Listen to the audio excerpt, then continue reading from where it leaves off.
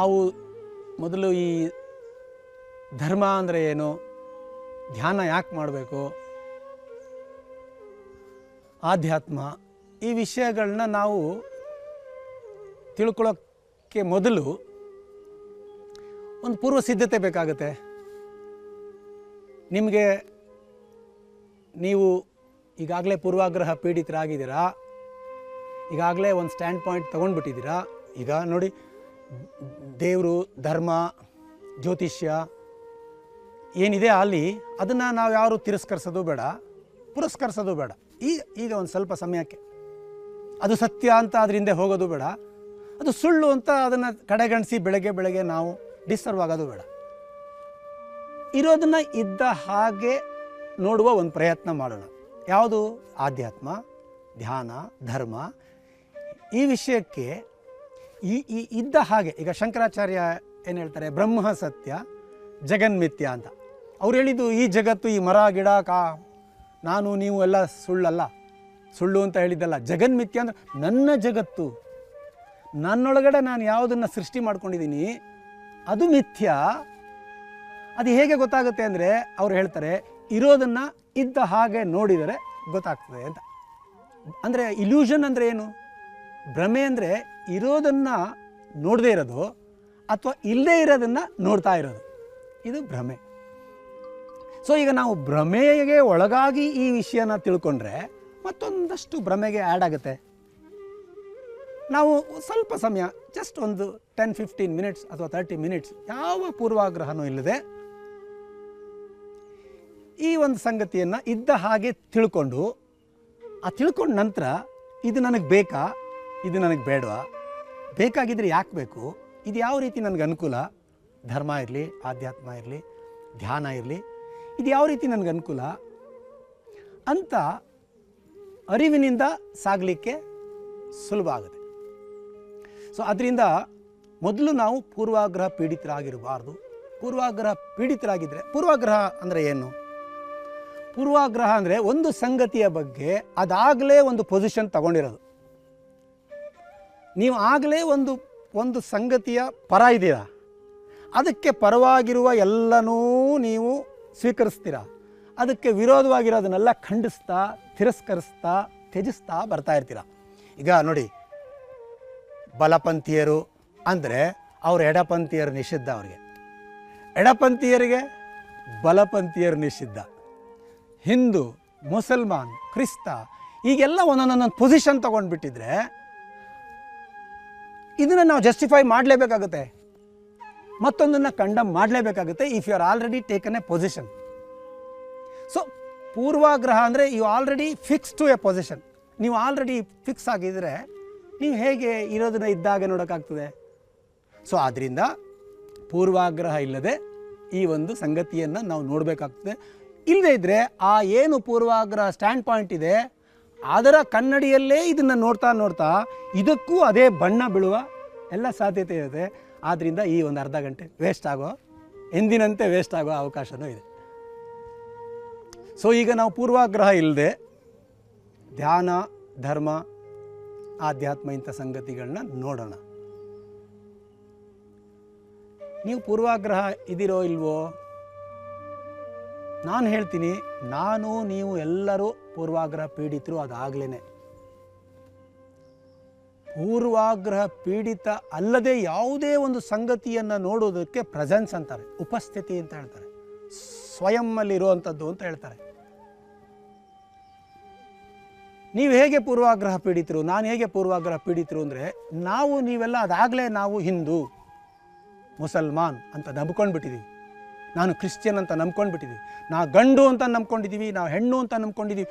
ಗಂಡು, ಹೆಣ್ಣು, ದೇಶ, ಕಾಲ ಎಲ್ಲ ನಂಬಿಕೆಯೇ. ಹೇಗೆ ಮೈಸೂರು, ಬೆಂಗಳೂರು ಅನ್ನೋದೆಲ್ಲ ಒಂದು ನಂಬಿಕೆ. ಯಾಕೆ, ಹೇಗೆ ಹೇಳಿ? ಈ ಭೂಮಿ ಮೇಲೆ ಒಂದು ಯುದ್ಧ ಆಯಿತು, ಈಗ ಒಂದು ಪ್ರಳಯ ಆಯಿತು, ಎಲ್ಲ ನಾಶ ಆಗೋಯ್ತು. ನೀವೊಬ್ಬರೇ ಇದ್ದೀರಾ. ನೀವೊಬ್ಬರೇ ಇದ್ದರೆ ನೀವು ಗಂಡಸ ಹೆಂಗಸ? ನೀವು ಮೈಸೂರಲ್ಲಿದ್ದೀರಾ, ಬೆಂಗಳೂರಲ್ಲಿದ್ದೀರಾ, ಇಂಡಿಯಾದಲ್ಲಿದ್ದೀರಾ, ಪಾಕಿಸ್ತಾನದಲ್ಲಿದ್ದೀರಾ, ಎಲ್ಲಿದ್ದೀರಾ? ಒಬ್ಬರೇ ಇದ್ದರೆ ಅಂತ ಒಂದು ಸಂದರ್ಭದಲ್ಲಿ ನೀವೊಬ್ಬರೇ ಇರುವಂಥ ಸಾಧ್ಯತೆ ಇದೆ.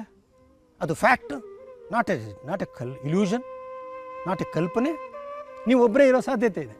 ನೀವು ಒಬ್ಬರೇ ಇರುವಾಗ, ನೀವು ಹೆಣ್ಣ, ಗಂಡ, ಬಿಳಿಯನ, ಕಪ್ಪ, ಬ್ರಾಹ್ಮಣನ, ಶೂದ್ರನ, ಭಾರತೀಯನ, ವಿಶ್ವ ಮಾನವನ, ಯಾರು ನೀವು ಅಂದರೆ ಇವೆಲ್ಲ ರಿಲೇಟೆಡ್ ಟರ್ಮ್ಸ್. ಹೆಣ್ಣು ಇರೋದರಿಂದ ನಾನು ಗಂಡು, ಇಲ್ಲದೇ ಇದ್ದರೆ ಅದು ಅಂದರೆ ಅನುಕೂಲಕ್ಕೆ ಮಾಡ್ಕೊಂಡಿರೋದು. ಮೈಸೂರು ಅಂತ ತೆಗೆದು ಬೆಂಗಳೂರು ಅಂತ ಬೋರ್ಡ್ ಹಾಕಿದ್ರೆ ಏನು ವ್ಯತ್ಯಾಸ ಆಗುತ್ತೆ? ಸೊ ಅನುಕೂಲಕ್ಕೆ ಮಾಡ್ಕೊಂಡಿರೋದು. ಅಂದರೆ ಯಾವುದು ಅನುಕೂಲ ಮಾಡ್ಕೊಂಡಿದ್ದೀವಿ ಅದನ್ನು ಆಧ್ಯಾತ್ಮ ಗೋಚರ ಸತ್ಯ ಅಂತ ಹೇಳ್ತಾರೆ. ಗೋಚರ ಸತ್ಯ ಅನುಕೂಲಕ್ಕಿರೋದು ಅಷ್ಟೇ ಹೊರತು essentially it is not real ಅಂತ ಹೇಳ್ತಾರೆ. ನಾವು ಈ ಗೋಚರ ಸತ್ಯಕ್ಕೆ ಅಂಟ್ಕೊಂಡು ನಾನು ಇಂಥವ್ರು ಅಂತ ಅಂಟ್ಕೊಂಡಿದ್ದೀವಲ್ಲ, ಅದೇ ಪೂರ್ವಾಗ್ರಹ. ನೀವೀಗ ನಿಮಗೆ ಒಪ್ಪದ ಒಂದು ಸಂಗತಿಯನ್ನು ಹೇಳಿದರೆ ಅದನ್ನು ನೀವು ಆಲಿಸೋದೇ ಇಲ್ಲ. ಇವರು ಆಲ್ರೆಡಿ ಕಂಡೀಷನ್. ಅಂದರೆ ಮೊಟ್ಟ ಮೊದಲನೇದಾಗಿ ಆಧ್ಯಾತ್ಮ, ಧ್ಯಾನ, ಧರ್ಮದ ಅಡಿಪಾಯ ಪೂರ್ವಾಗ್ರಹ ಪೀಡಿತರಲ್ಲದೇ ಇರುವುದು. ಯಾವ ಸಮಯದಲ್ಲಿ ನಾನು ಧಾರ್ಮಿಕನಾಗಿರೋಕ್ಕೆ ಬಯಸ್ತೇನೆ, ಯಾವ ಸಮಯದಲ್ಲಿ ಧ್ಯಾನದಲ್ಲಿ ತೊಡಗ್ತೇನೆ, ಯಾವ ಸಮಯದಲ್ಲಿ ನಾನು ಆಧ್ಯಾತ್ಮದಲ್ಲಿ ಒಲವನ್ನು ಗಳಿಸಲಿಕ್ಕೆ ನೋಡ್ತೀನಿ, ಅಟ್ಲೀಸ್ಟ್ ಆ ಸಮಯದಲ್ಲಿ ಪೂರ್ವಾಗ್ರಹ ಪೀಡಿತನಾಗಿಲ್ಲದಿದ್ದರೆ you are a seeker, mumukshu, ಮೋಕ್ಷದ ಇಚ್ಛೆ, ಮೋಕ್ಷ ಫ್ರಮ್ ಆಲ್ ಪ್ರಿಜುಡೈಸಸ್.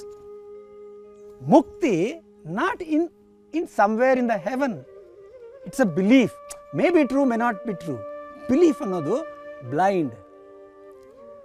ದೇವರಿದ್ದಾನೆ ಅನ್ನೋದು ಒಂದು ವಾದ, ದೇವರಿಲ್ಲ ಅನ್ನೋದು ಅದಕ್ಕೆ ಪ್ರತಿವಾದ.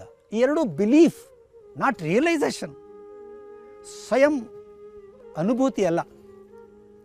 ಸೊ ಆದ್ದರಿಂದ ಯಾವ ಪೂರ್ವಾಗ್ರಹನೂ ಇಲ್ಲದೆ, ಯಾವ ವಿಷಯದಲ್ಲಿ ಯಾವುದೇ ಒಂದು ಪೊಸಿಷನ್ ತಗೊಳ್ಳದೆ ಖಾಲಿಯಾಗಿ ಈಗ ಸ್ವಲ್ಪ ಸಮಯ, ಕೆಲವು ನಿಮಿಷಗಳ ಕಾಲ ನಾವು ಏನು ಧರ್ಮ,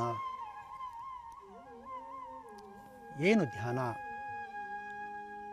ಅಂತ ನೋಡಿದರೆ ನಮಗೆ ಈ ಸಮಯದಲ್ಲಿ ಒಂದು ಹೊಸ ನೋಟ, ಧ್ಯಾನದ ಬಗ್ಗೆ, ಆಧ್ಯಾತ್ಮದ ಬಗ್ಗೆ ಒಂದು ಹೊಸ ನೋಟ ಕಾಣುವ ಸಾಧ್ಯತೆ ಇದೆ. ಯಾಕಂದರೆ ನಾವು ಪೂರ್ವಾಗ್ರಹ ಪೀಡಿತರಾಗಿಲ್ಲ, ನಾವು ಯಾವ ಪೊಸಿಷನ್ನು ತಗೊಂಡಿಲ್ಲ. ಈಗ ಪರವಿರೋಧ ಇಲ್ಲ, ತಿರಸ್ಕರಿಸೂ ಇಲ್ಲ, ಪುರಸ್ಕರಿಸೂ ಇಲ್ಲ. ಒಂದು ಖಾಲಿಯಾದ ಅನ್ವೇಷಣೆ. ಈ ಖಾಲಿಯಾಗಿದ್ದು ನಾವು ನೋಡೋಣ. ಧ್ಯಾನ ಯಾಕೆ ಮಾಡಬೇಕು? ಆರೋಗ್ಯಕ್ಕೋಸ್ಕರ, ಮನಃಶಾಂತಿಗೋಸ್ಕರ, ಪರಮಾತ್ಮನ ಹುಡುಕಕ್ಕೋಸ್ಕರ, ಮುಕ್ತಿಯನ್ನು ಪಡೀಲಿಕ್ಕೋಸ್ಕರ, ಎನ್ಲೈಟನ್ಮೆಂಟ್ ಆಗಲಿಕ್ಕೋಸ್ಕರ. ಈ ರೀತಿ 108 ಹೆಸರುಗಳು ಹೇಳ್ಬೋದು, ಉತ್ತರಗಳು ಕೊಡ್ಬೋದು. ಈ ಉತ್ತರ ಕೊಡುವ ಮೊದಲು ಆರೋಗ್ಯ ಅಂದರೆ ಏನು ನನಗೆ ಗೊತ್ತಿದೆಯಾ? ದೇವರನ್ನು ಹುಡುಕಕ್ಕೆ ಮೊದಲು ದೇವರು ಅಂದರೆ ಏನು ಅಂತ ಗೊತ್ತಿದೆಯಾ? ಈ ಸಂಗತಿಗಳೆಲ್ಲ ಇಂಪಾರ್ಟೆಂಟ್ ಆಗುತ್ತೆ. ಈಗ ಆರೋಗ್ಯ ಅಂದರೆ ನಾವೇನು ತಿಳ್ಕೊಂಡಿದ್ದೀವಿ? ದೈಹಿಕವಾಗಿ ಕಾಯಿಲೆ ಇಲ್ಲದೆ ಇರೋದನ್ನು ಆರೋಗ್ಯ ಅಂತ ತಿಳ್ಕೊಂಡಿದ್ದೀವಿ. ಕಾಯಿಲೆ ಇಲ್ಲ ನಿಮಗೆ, ಆದರೆ you are a serious person. You cannot laugh, you cannot love. ನೀವು ಯಾರ ಕಷ್ಟನೂ ಅರ್ಥ ಮಾಡ್ಕೊಳಕ್ಕಾಗಲ್ಲ ನಿಮಗೆ. ಆದರೆ ಫಿಸಿಕಲಾಗಿ ಏನೂ ಸಮಸ್ಯೆ ಇಲ್ಲ. Do you think you are a healthy person? ಮನೇಲಿ ನೀವು ಕಂಡ್ರೆ ಎಲ್ಲರಿಗೂ ಸಿಡಿ ಅಂತ ಇರ್ತೀರ. ನಿಮ್ಮನ್ನು ನೋಡಿದ್ರೆ ಮನೇಲಿ ಎಲ್ಲರಿಗೂ ತಲೆ ಚಿಟ್ಟು, ಒಂದ್ಸಲ ಈಚೆ ಹೋದರೆ ಸಾಕು ಈ ಮನುಷ್ಯ ಅಂತ. ಮಕ್ಕಳುಗಳು ನಿಮ್ಮ ಹತ್ರಕ್ಕೆ ಬರೋದೇ ಇಲ್ಲ, ಯಾಕಂದರೆ you are such a serious person. ಆದರೆ ನಿಮಗೆ ಫಿಸಿಕಲಾಗಿ ಯಾವ ಕಾಯಿಲೆನೂ ಇಲ್ಲ. ಅಲೋಪತಿ ದೃಷ್ಟಿಯಿಂದ, ವೆಸ್ಟರ್ನ್ ಹೆಲ್ತ್ ದೃಷ್ಟಿಯಿಂದ, ಹೆಲ್ತ್ ಅಪ್ರೋಚ್ ದೃಷ್ಟಿಯಿಂದ ಕಾಯಿಲೆ ಇಲ್ಲದ ಸ್ಥಿತಿಯನ್ನು ಆರೋಗ್ಯ ಅಂತ ಕರೆದಿದ್ದಾರೆ. ಈಸ್ಟರ್ನ್ ಅಪ್ರೋಚ್, ಋಷಿಗಳ ಅಪ್ರೋಚ್, ಆಧ್ಯಾತ್ಮದ ಅಪ್ರೋಚ್ ಆರೋಗ್ಯ ಅಲ್ಲ, ಸ್ವಸ್ಥ ಸ್ಥಿತಿ. ಆರೋಗ್ಯನ ಅವರು ದೊಡ್ಡದಾಗಿ ತಗೊಳ್ಳೋದೇ ಇಲ್ಲ, ಅವ್ರು ತಗೊಳ್ಳೋದು ಸ್ವಸ್ಥ ಸ್ಥಿತಿ. ಸ್ವಸ್ಥ ಅಂದ್ರೆ ಏನು? ಸ್ವದಲ್ಲಿ ಸ್ಥಿತವಾಗಿರೋದು ಸ್ವಸ್ಥ ದೇಹ, ಸ್ವಸ್ಥ ಮನಸ್ಸು, ಸ್ವಸ್ಥ ಭಾವ. ಸ್ವಸ್ಥ ದೇಹ, ಸ್ವಸ್ಥ ಮನಸ್ಸು ಅಂದರೆ ಕ್ರೋಧ, ಅಸೂಯೆ, ಕಂಪ್ಯಾರಿಸನ್, ಕ್ರಿಟಿಸೈಸಿಂಗ್, ಕಂಡೆಮಿಂಗ್, ಡೌಟಿಂಗ್ ಇಂಥ ಕೆಲಸಗಳು ಮಾಡದೆ ಇರೋದನ್ನು ಇದ್ದ ಹಾಗೆ ನೋಡುವಂಥ ಒಂದು ಅಮನಸ್ಥಿತಿ ಸ್ವಸ್ಥ ಮನಸ್ಸು. ಈ ಪರಿಸ್ಥಿತಿ ಇದೆ, ಆ ಪರಿಸ್ಥಿತಿಗೆ ಪೂರಕವಾಗಿ ತನ್ನನ್ನು ತಾನು ತೊಡಗಿಸಿಕೊಳ್ಳುವ ಮಾನಸಿಕ ಸ್ಥಿತಿ ಸ್ವಸ್ಥ ಮನಸ್ಸು. ಆ ಸ್ವಸ್ಥ ಮನಸ್ಸನ್ನು ಗಳಿಸೋಕ್ಕೆ ಮೊದಲು ಈ ನೆಗೆಟಿವಿಟಿ ಇದೆಯಲ್ಲ ಮನಸ್ಸಲ್ಲಿ, ಅದನ್ನು ಹೋಗಿಸ್ಲಿಕ್ಕೆ ಪಾಸಿಟಿವ್ ಥಾಟ್ಸ್ಗಳನ್ನು ತುಂಬಿಕೊಳ್ಬೇಕು. ಅದಕ್ಕೋಸ್ಕರ ಸ್ವಾಮಿ ವಿವೇಕಾನಂದ ಓದಬೇಕು, ಅದಕ್ಕೋಸ್ಕರ ಓಶೋ ಓದಬೇಕು, ರಮಣ ಓದಬೇಕು, ಅಲ್ಲಮಪ್ರಭು ಓದಬೇಕು.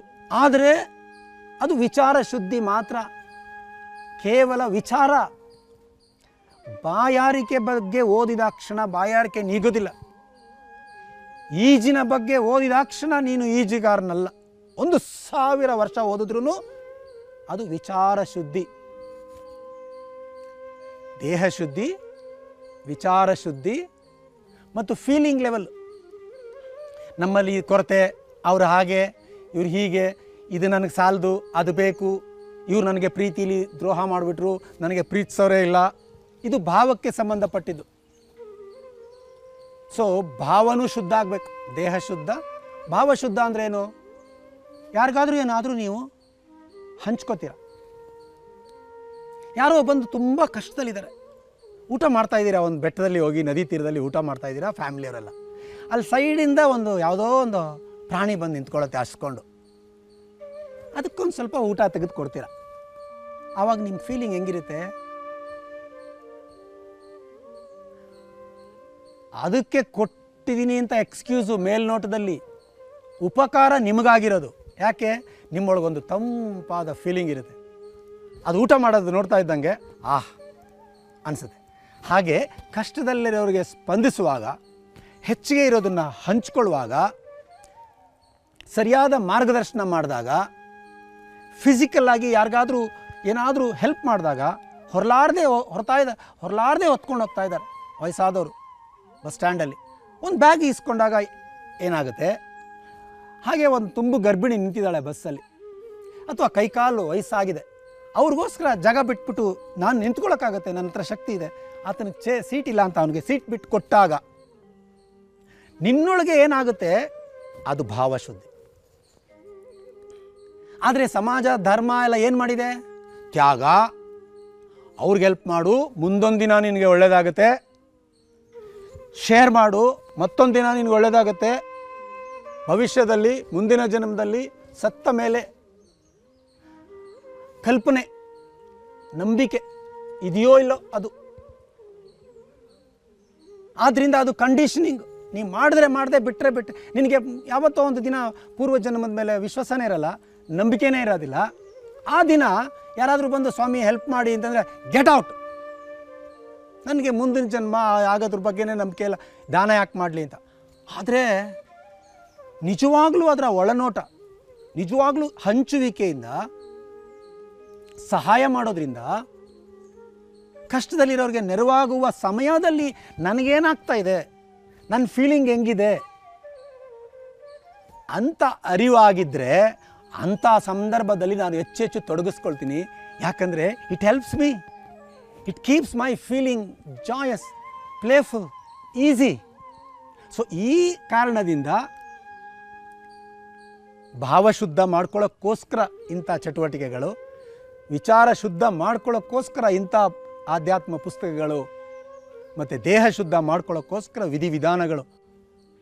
ಯೋಗ ಪೋಸ್ಚರ್ ಮಾಡಿಬಿಟ್ರೆ, ಫಿಸಿಕಲ್ ಎಕ್ಸಸೈಸ್ ಮಾಡಿಬಿಟ್ರೆ ಆಧ್ಯಾತ್ಮನ ಯೋಗ ಹಂಗಂತ ಹೇಳಿದಾರ ಪತಂಜಲಿ? ಈ ಪೋಸ್ಚರಲ್ಲಿ ಮೊಸಳೆ ಥರ ನಿಂತುಬಿಟ್ರೆ, ಹಾವು ಥರ ಸರ್ಪಾಸನ ಮಾಡಿಬಿಟ್ರೆ, ಭುಜಂಗಾಸನ ಮಾಡಿಬಿಟ್ರೆ ಎನ್ಲೈಟನ್ ಆಗಿಬಿಡುತ್ತೆ ಅಂತ ಹೇಳಿದಾರೆ ಪತಂಜಲಿ? ಯಮ, ನಿಯಮ, ಆಸನ, ಪ್ರಾಣಾಯಾಮ, ಪ್ರತ್ಯಾಹಾರ, ಧಾರಣ, ಧ್ಯಾನ, ಇದೆಲ್ಲ ಪ್ರಾಣಾಯಾಮ ಹೇಳ್ಕೊಟ್ಬಿಟ್ರೆ, ಉಸಿರಾಟ ಹೇಳ್ಕೊಟ್ಬಿಟ್ರೆ ಸದ್ಗುರುನ, ಮಹಾಸದ್ಗುರುನ, ಆತ ಸದ್ಗುರು ಆದ್ನ, ಶಿಷ್ಯ ಗುರು ಆದ್ನ?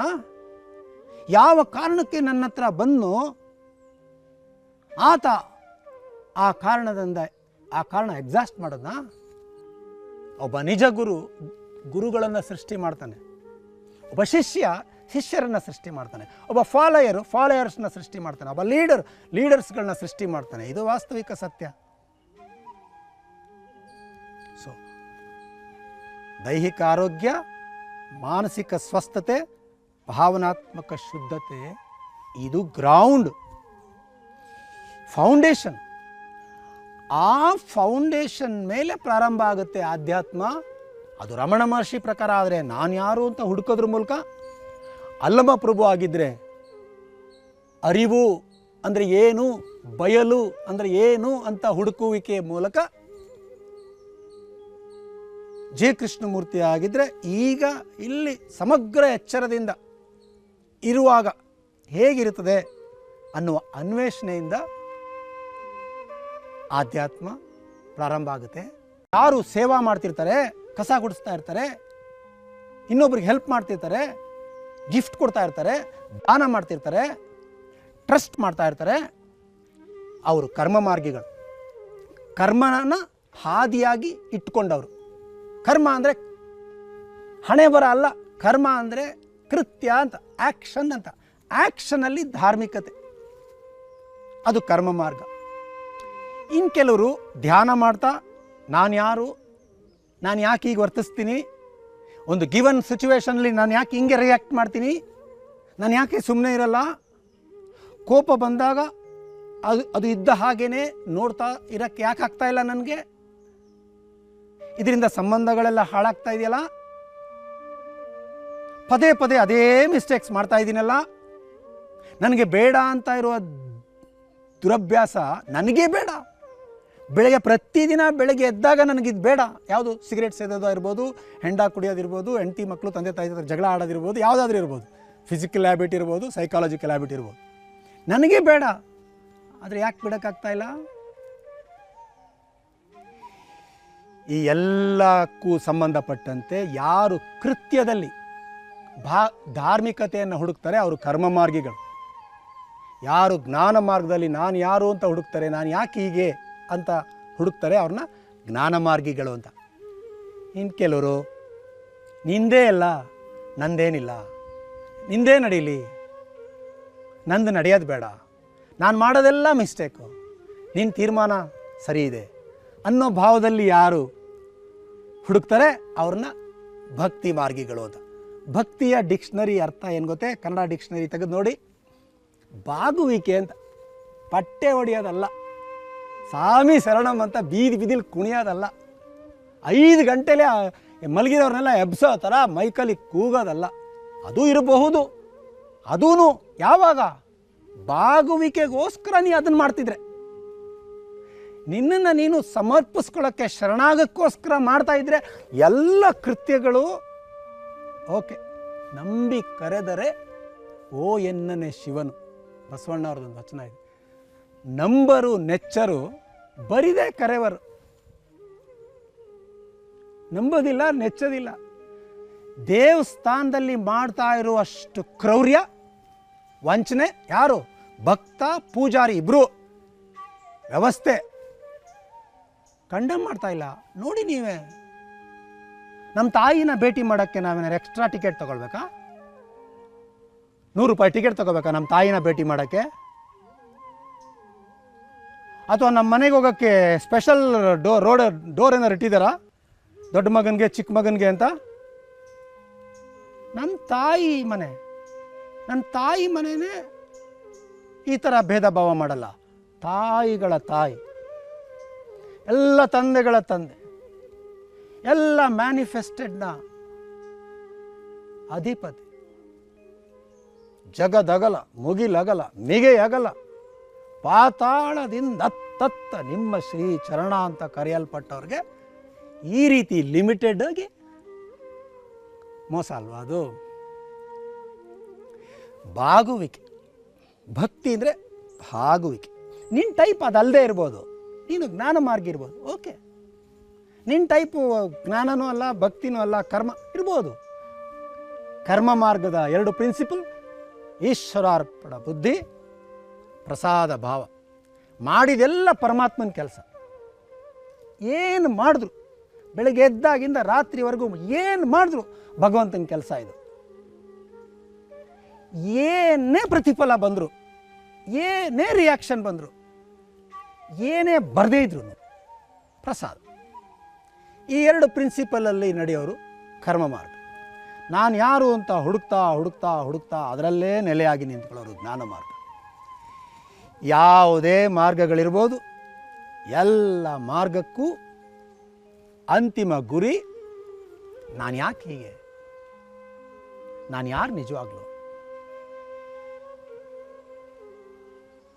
ಈ ನನ್ನದೇ ಆದಂಥ ಅನ್ವೇಷಣೆಗೆ ನಾನೇ ಪೂರ್ವಾಗ್ರಹನಾಗಿ ಹೊರಟ್ರೆ, ಇವತ್ತು ಗುರುವಾರ, ಇವತ್ತು ಬುಧವಾರ,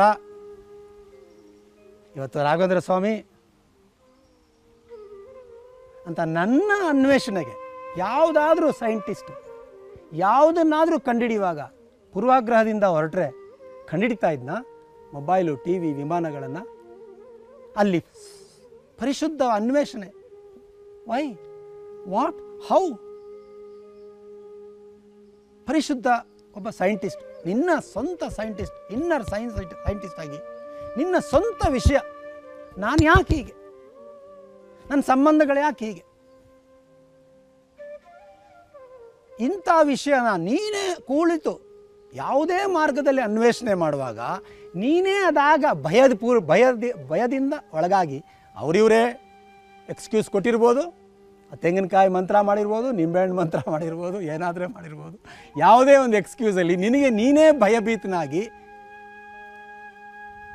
ನಿನ್ನ ಅನ್ವೇಷಣೆ ಮಾಡದೇ ಇದ್ದರೆ ಅದು ಹೇಗೆ ಫಲ ಕೊಡಲಿಕ್ಕೆ ಸಾಧ್ಯ?